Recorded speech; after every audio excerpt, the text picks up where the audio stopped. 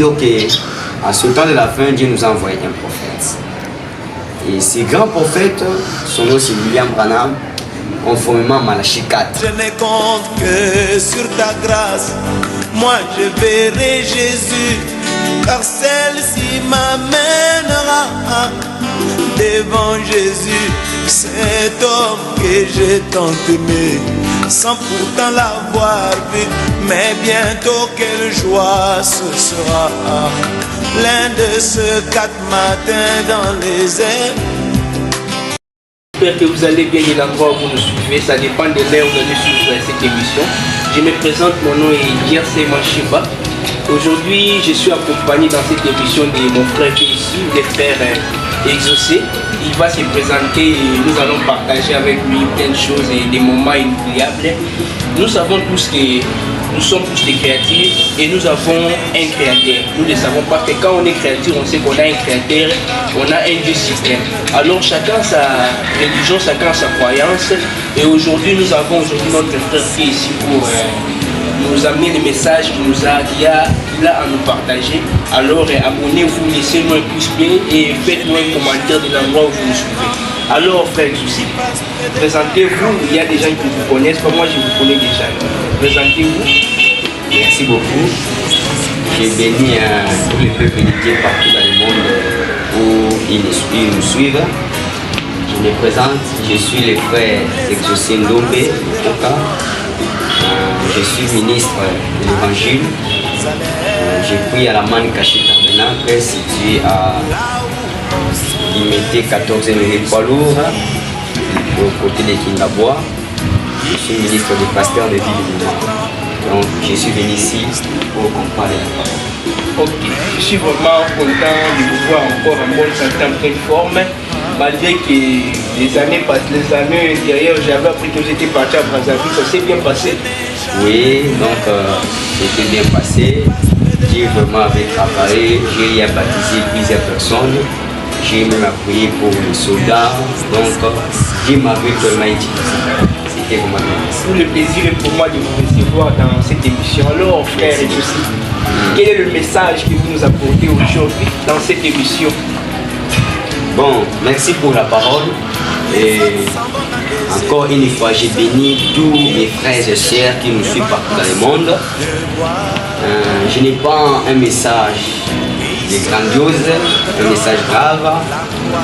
J'ai un message simple, mais c'est difficile pour ceux-là qui ne parleront pas. Le message que je vais amener, la première chose que je vais parler, concernant les grands événements qui se passent dans ce dernier temps.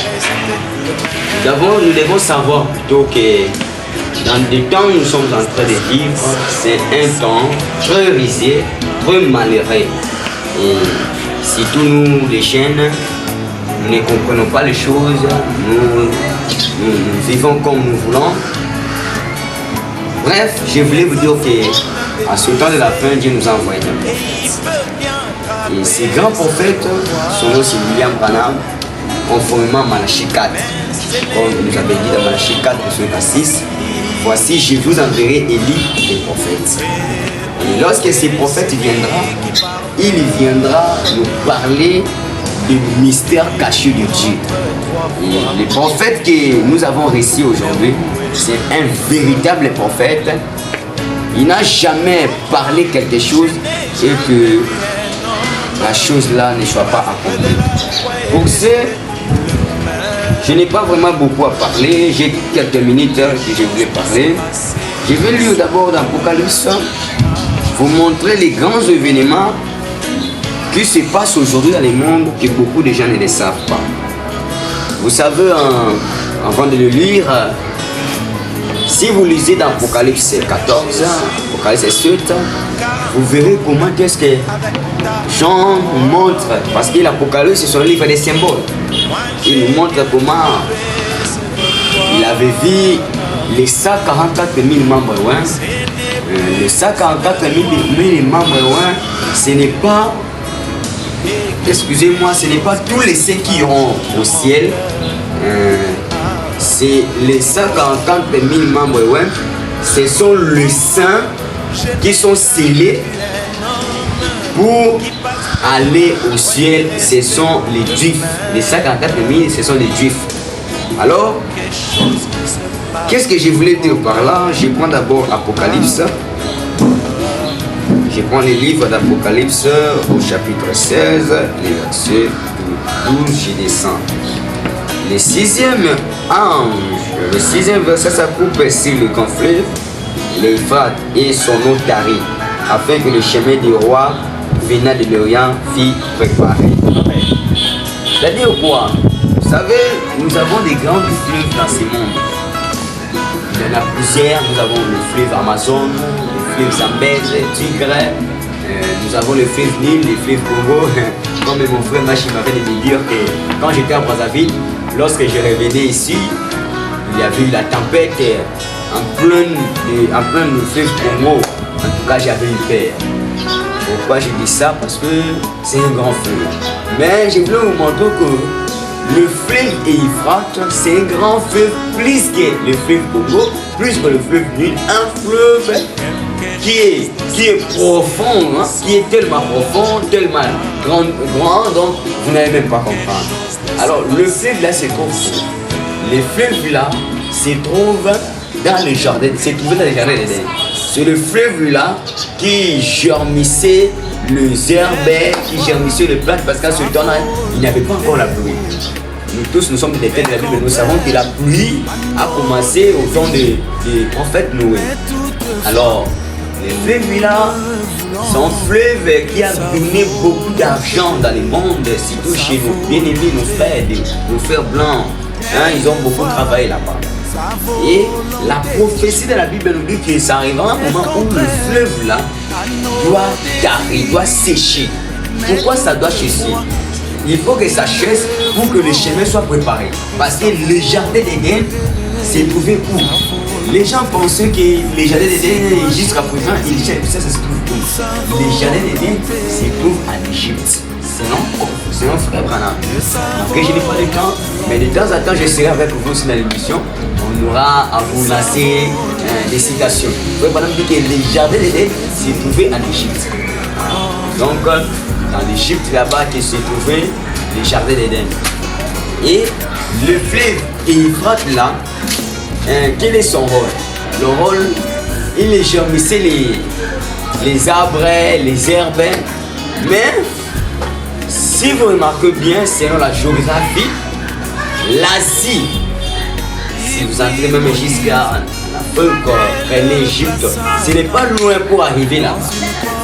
Le fleuve là, ça doit tarir. Selon la prophétie, l'ange du Seigneur doit projeter une coupe et ça va chasser les fleuves pour que le chemin soit préparé, pour que les rois du Nord et ces gens prennent le passage et venir combattre Israël.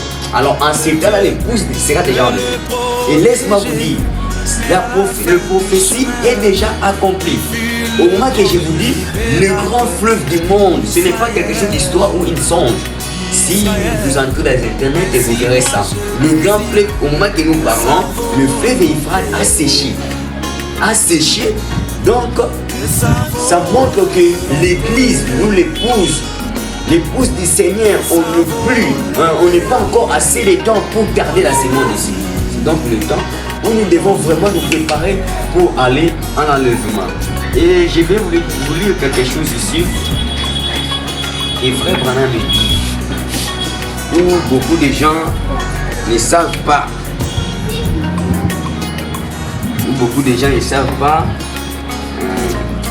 Beaucoup de gens sont là en train de se distraire.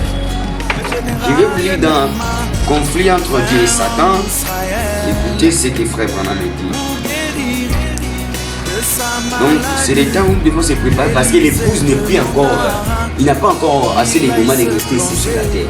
Parce que avant que le fleuve là, comme la profession dit, soit plutôt séché, tari, il faut que l'église de Dieu soit déjà enlevée. Mais là, au moment que l'église est encore sur la terre, le fleuve est asséché. Le fleuve est asséché.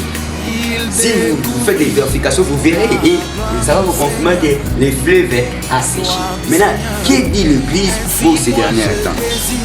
Et nous voyons aussi comment qu'est-ce que les femmes deviennent. Frère Branham dit, je prends dans Confiance de Satan au paragraphe 145. Bon, Dieu a envoyé sa parole par son prophète Noé. Dieu avait envoyé sa parole par son prophète Noé. Parce que la parole de Dieu vient au travers des prophètes. Au travers des prophètes, selon Amos 3:7. Car Dieu ne fait rien sans avoir révélé son secret à ses serviteurs les prophètes. Je ne sais pas si les gens me suivent. Et Frère Branham dit, et quand Noé et Enoch ont commencé à prophétiser. Alors, qu'est-ce qui se passe juste avant que le déluge ne vienne?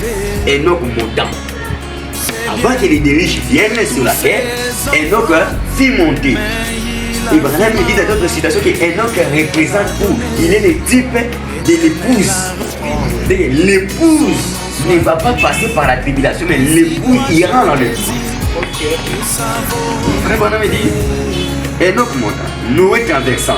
Noé traversant tous ces périodes-là. Mais pas Enoch. Je me sens religieux. Vous voyez, Enoch fit enlever. Les signes de Noé consistaient à observer Enoch. Donc Noé, tant qu'un prophète, tant qu'un fils de Dieu, les signes que Dieu lui avait montrés, les jours où tu verras Enoch être enlevé, sachez que le temps n'est plus. Commencez à te préparer pour construire l'arche, appeler les gens de se réfugier dans cette arche-là. Parce que l'arche de Noé, c'était le lieu de refuge où les gens pouvaient se réfugier contre la mort, contre les déluges. Mais les gens n'avaient pas voulu croire à cela. Aujourd'hui, à ce temps de la fin, nous avons aussi un arche qui est le lieu de refuge, c'est le message de l'air. Le message, c'est notre arche. Nous réfugions dans les messages contre l'incrédulité, contre le péché, contre toutes les distractions de ce monde. Noé si alors que le déluge était imminent, car ses yeux étaient continuellement fixés sur Enoch. Donc Noé avait compris, lorsqu'il a vu qu'Enoch est enlevé, il a compris que le jugement est proche. Et le jugement de ces gens-là, c'était le déluge. Il a compris que le jugement est proche, je dois construire l'arche, je dois me préparer. Il dit ceci, maintenant, Satan dans ces jours établit le même système que celui qu'il avait établi au jardin d'Éden. Qu'est-ce qu'il a établi? Un raisonnement contraire à la parole de ses prophètes. C'est ça la sagesse de Satan. Il aime amener les gens à contredire la parole de Dieu. C'est ce qu'il avait fait. Lorsque Noé prêchait, il dit que notre signe c'était Enoch. Dieu m'avait dit, lorsque vous verrez Enoch être enlevé, c'est que le déluge n'est pas loin. C'est que le jugement n'est pas loin. Au lieu que les gens prêtent attention, les gens étaient distraits, en train de rire. En train de rire plutôt Noé. Vous voyez, c'était ça. Sa volonté.